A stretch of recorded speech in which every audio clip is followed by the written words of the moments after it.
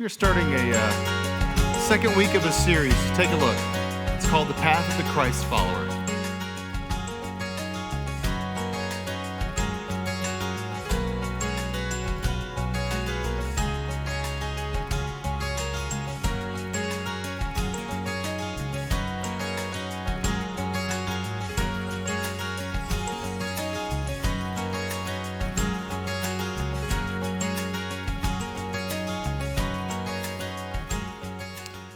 So last week we started this series and we focused on growth in faith, the first circle, that green circle.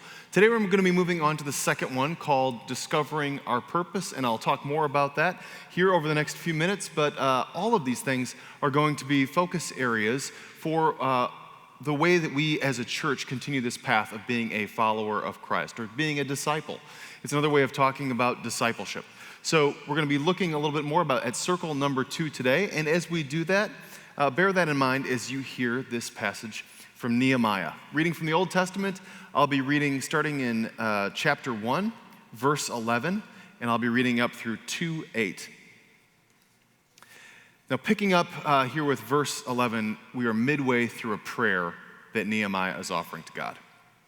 O Lord, let your ear be attentive to the prayer of your servant, and to the prayer of your servants who delight in revering your name. Give success to your servant today, and grant him mercy in the sight of this man. At the time, I was cupbearer to the king. In the month of Nisan, in the 20th year of King Artaxerxes, when wine was served him, I carried the wine and gave it to the king. Now I had never been sad in his presence before, so the king said to me, "Why is your face sad, since you are not sick?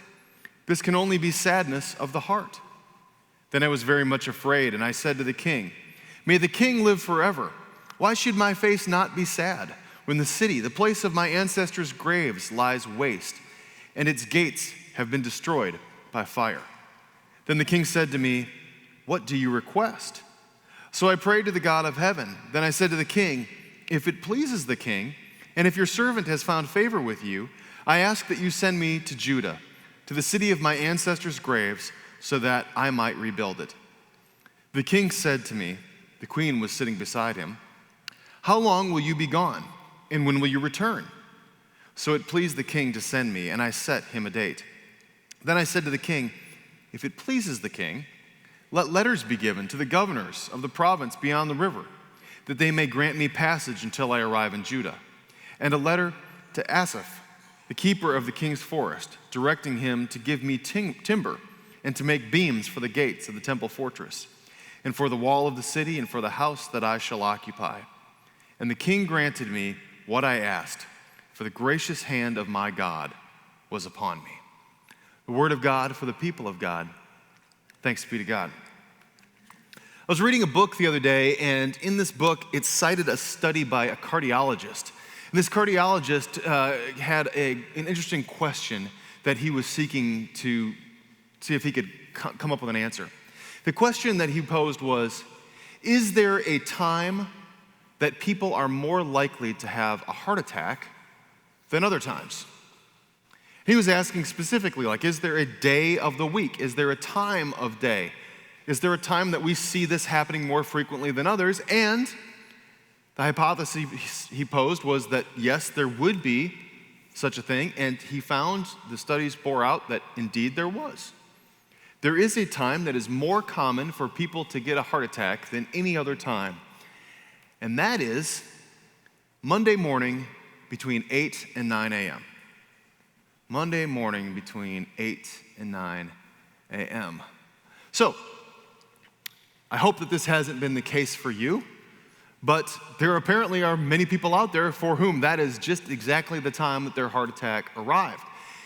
And it just makes good sense, doesn't it? Now, I don't know about how good the study was or if it was flawed in some ways or whatever, but it is interesting.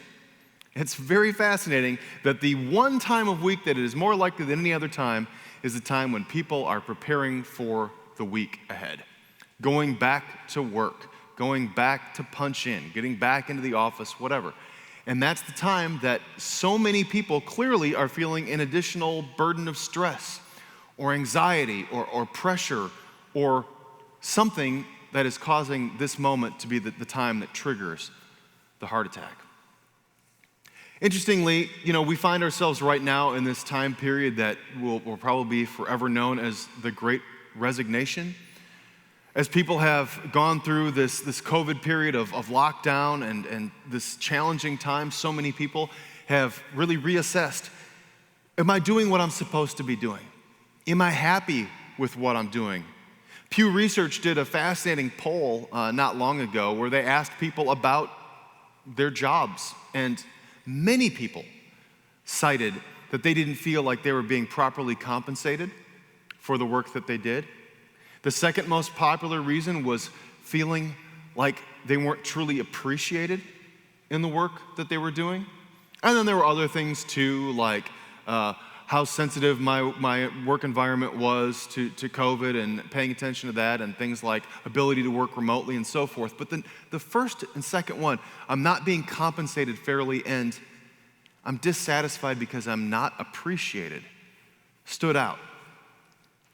See, there are many people who are walking through this world right now, and you may count yourself among them, as people who say, I don't feel like what I am doing, what I am offering, is truly aligned with what I think my purpose is. Or maybe take a step back.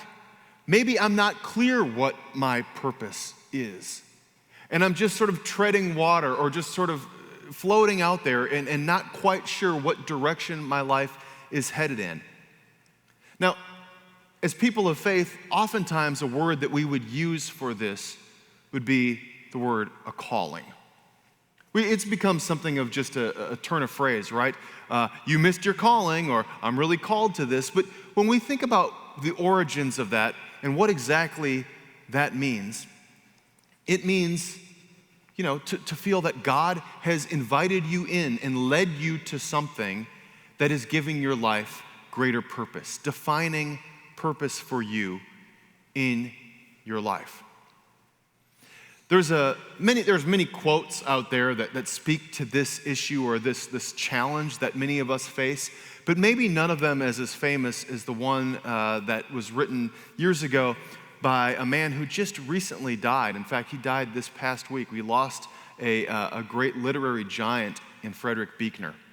And Buechner has this quote, which has often been used or spun or revised slightly, but here's what it is. We've got this quote up on the screen, and you may have seen this passed around social media this week, because this is obviously something that a lot of people have really resonated with. But he said, the place God calls you to, again, this idea of calling, the place God calls you to is the place where your deep gladness and the world's deep hunger meet. Where is the deep gladness? And what does that mean? That's things like your passion. Things like what energizes you. The things that maybe don't cause you to have a heart attack on Monday morning, right? The things that get you excited, enthusiasm, the things that feel effortless to you, the things that you can do and you feel like you get in the zone and you just lose track of time because the time has gone by so fast. You know probably what those things are because you have experienced that. It has brought you some sense of deep gladness. But the calling piece of that is more than just the deep gladness. It's where the deep needs of the world meet. That's where the purpose part comes in.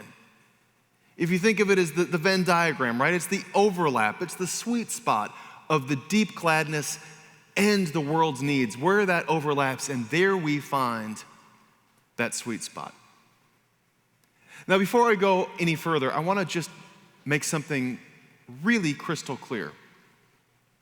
And that is, I think that the church, or just Christian circles in general, have done something of a disservice, which has basically taught us, either consciously or subconsciously, that our vocation and our calling need to be one and the same. Sometimes that's something that we come up with, like, if I do this work, I do this secular job, and I'm not feeling like this is what God is calling me to do, then something is off. Now, sometimes those two overlap nicely. Like, for example, for myself, I know, and for, I hope, the church staff, we feel that this is one and the same, right? What we get to do as our job, what we get to do vocationally is also something that God is calling us to do, and we find purpose and meaning in what we get to do. But for most people, that's probably not the case. That's not something that most people feel called to, is to work full-time or part-time in a church. But I think sometimes our vocation is something that actually allows us or enables us to do what we are called to do. So let me give you an example. Several years ago, I had a parishioner who was, I wouldn't call it a midlife crisis, but he came to me in midlife and he said, I'm struggling a little bit because I feel like I want to do something more that God is calling me to do, and I love what I get to do at church, and I love my career, but I don't see how they intersect. He was a lawyer for a large bank. And I said, well, listen. I said, when I see what the gifts that you have from your professional life are, those carry over into your leadership role in the church. You get to help with decision making. You get to offer the church legal advice from time to time. You get to help us with a lot of our financial decisions and make sure that everything is sound and well looked after. I said, you're a leading voice in our community. You're a respected person. And when you are given the opportunity, you tell people that you worship here, and that's a powerful way of sharing your faith. So you are actually doing a great deal for the church and for the ministries that we are a part of together because of the work that you do in this secular setting. And that's a wonderful gift that you are offering. So are you feeling called to be a pastor? No, nothing like that. Okay. Can you find peace with getting to live out this piece of your faith and a call and bring in your professional gifts? And are those things going to be something that are synergistic? And it ended up that from there, he felt much better about what he was doing because there was a deep love for what he got to do professionally, but also a deep love for Christ and his church. And those things came together. And he retired from the same profession several years later, which is a wonderful thing. So I just say that to remind you that sometimes vocation and call are not the same thing. But oftentimes, hopefully, there's an overlap, or at least they're complementary to one another. This book I was reading not too long ago was written by another great Christian writer and voice in Protestant Christianity today. Her name is Barbara Brown Taylor. Some of you may be familiar with her work. She's a great writer, incredible preacher to which I aspire, great person. And she wrote a book recently, and one of the chapters was devoted to this idea of purpose and calling and vocation. And she said that she felt God was leading her to seminary. So she got to seminary many years ago, but it was midway through the courses that she just still didn't know exactly where she was supposed to go from here. What was she supposed to do next? And she was waiting for God to give her a sign. Was I supposed to be a priest in the Episcopal Church, she was wondering. Was I meant to be a full-time writer? Should I be a speaker and a lecturer? Should I teach? What should I do? And so she talks about how for a period of her life, every night she would walk outside, go to this abandoned building on the campus, and around the back of the building there was a rusty fire escape with tape that said, "Caution, do not enter, unsafe." She stepped over it, climbed up the fire escape, and would sit in solitude at night, trying to be in conversation with God. And she asked that question because she was convinced that the vocation piece and the call piece were probably one and the same. So tell me, which way do you want me to go? I could see myself doing this, I could see myself doing that, I could be happy doing this, I could be excited about that. And she didn't really know, and she was waiting for God to tell her. And she thought that it was an act of faith to just wait for God to strike lightning and tell her exactly what was to happen next. And one night on that fire escape, she finally felt like God was giving her a message. And this is what she heard God say. Do anything that pleases you and belong to me. Do anything that pleases you and belong to me. In fairness, she said, that was beautiful and comforting and somewhat unhelpful, right? But that's the message that she felt like God was giving her. But it was a message of permission giving. Like, if you want to do that, pursue it.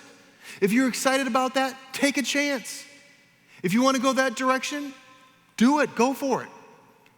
I'm not going to dictate the terms, but I just want you to belong to me. I just want this to be something that you do with a spirit of love and faithfulness and devotion to Jesus Christ. And if you go that direction, it's going to be okay. It's going to be good. And that was the permission that she needed. And that was the gift that she received. I think that for many of us, if given the opportunity to truly climb the fire escape, whatever that is for you, and dwell on that question, you are probably going to get a similar kind of response. You don't like this? Try something else. You want to do this, and you do this as your job, but you want to do this to serve me? That's cool too. Belong to me and follow your heart's desire. Sounds like just the kind of tricky response that Jesus would give, doesn't it? All right, let me stop a second time and say, I think we need to pause and talk again about another aspect of call. Calls are seasonal. Calls rarely are a lifetime thing. I think that, again, we think that if God is leading us to this, then that means once and for all time, I should do this. And I have watched so many of my colleagues and so many other people struggle because they've become unhappy or dissatisfied, and they've stuck it out because they think that this is what a person of faith should do. Or God called me to do this in 1986, and I'm still doing it today, even though I'm miserable. Wrong. Calls have a season. And when you get that feeling like the season is coming to a close, it's time to explore something new. Follow that passion. Follow that deep gladness. Look for the world's needs and find where that intersection is. So don't be stuck in a rut if a season has come to a close. Ask instead where God is leading you. And when God says clearly what it is, or follow your heart's desire and belong to me, you'll have permission to do that too. So this passage from Nehemiah is an interesting one. You may think it was kind of obscure to bring in this book from the Old Testament. Here's what's happening in the backstory here. Nehemiah is living at a time after the Babylonians, who have just wrecked Judah, the southern kingdom of the Jewish people. They wrecked Judah. They deported so many people. They took them away. And now the mighty Persians have come over and conquered Babylonia. And the Persian king, Cyrus the Great, told the Jews, hey, you're free to go back home now if you want to. So he was regarded as a hero for doing that. But some are deeply entrenched in where they're living and in their culture and a part of the thing that they've been a part of now for many, many years. One of those people is this guy named Nehemiah, who finds himself now, several kings later, in the service of the Persian king Artaxerxes. And Nehemiah is praying to God because he is heartbroken about what is going on back in Judah. The temple was destroyed by the Babylonians. It has never been rebuilt. And he has a desire to see God's kingdom restored again in Judah. So he wants to go back and rebuild that, but he's not sure how. And so he prays to God, and God gives him this message that he is going to ask the king for the opportunity to do this. But did you catch what his vocation is?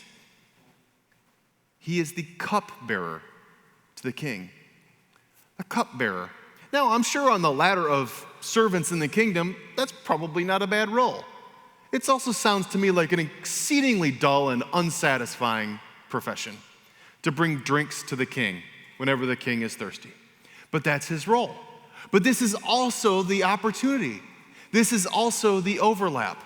What is he passionate about? What is his deep gladness about? It's about bringing forth the kingdom again, rebuilding the temple. It's about reuniting God's people. If we can build the temple, it will be a rallying point around which everybody can come together and have excitement. And so he wants to do this, and he feels led to do this. And the opportunity is there because he has this unique vocational ability as the cupbearer to have some influence. So he goes to the king, he looks upset. The king says, "You're not sick, you're usually happy-go-lucky, what's the problem?" "I can't stop thinking about my homeland. It was devastated and never rebuilt, and I'm feeling led to go back there." The king says, "Okay, tell me what you need." Nehemiah prays about it and says, "Okay, I'm going to need some papers that say I have safe passage to travel through these contested areas. Why don't you talk to the guy who runs the forest, and I'm going to need some lumber, and I'm going to need to be gone for a few months." And in time, he ends up becoming the governor of that area. So this one thing was the catalytic event for the rest of what would follow. But it was because Nehemiah wasn't a full-time prophet. He wasn't a rabbi. He wasn't even a leader. He was a cupbearer, but he had the opportunity to bring about great change because of a need he saw. If you think about the disciples, they're fishermen, they're tax collectors, and so forth, and they follow Jesus, and they learn from Jesus, and Jesus is crucified, and Jesus is resurrected, and then after a few days, what do the fishermen go back to doing? Fishing. They go back to fishing again. They're not full-time rabbis. They're not full-time disciples. They're not full-time evangelists. They are fishermen who do this other thing that is so important. Don't underestimate the power of the role that you have and the ability to influence, to change lives, and to lay the groundwork for Christ's kingdom. We all have those opportunities if we are awake and eyes open enough to see them when they present themselves. So we're going to continue talking about this as a church. Because as I said, if calls are seasonal, then that means that this is something that we're going to need to continue to explore. And so we're going to talk about the gifts that we have. We're going to talk about our abilities and our interests. We're going to talk about places that they plug in. We're going to be talking about the needs that the world has in the intersection where we can make a difference. How do we live out our mission as a church to strengthen families, to grow and develop highly committed disciples of Jesus Christ for the transformation of the world if we don't know what our gifts and our interests and our passions are, what our deep gladness is, and where the world's deep needs and longings are? So it's going to be an ongoing process, and that's going to be one of the 4 circles that we continue to explore as a church going forward. But for now, I leave you with this idea. We need a place to begin. How do we start this process? Where do we begin? Well, it may be obvious, but there's a natural starting point. We turn now to another wise theologian and writer, Thomas Merton. And here's a quote from him on this very topic. "Our vocation is not simply to be, but to work together with God in the creation of our own life, our own identity, our own destiny. And to do this, we begin with prayer for our own discovery." Prayer for our own discovery. So if you would, let us do that now. Will you pray with me?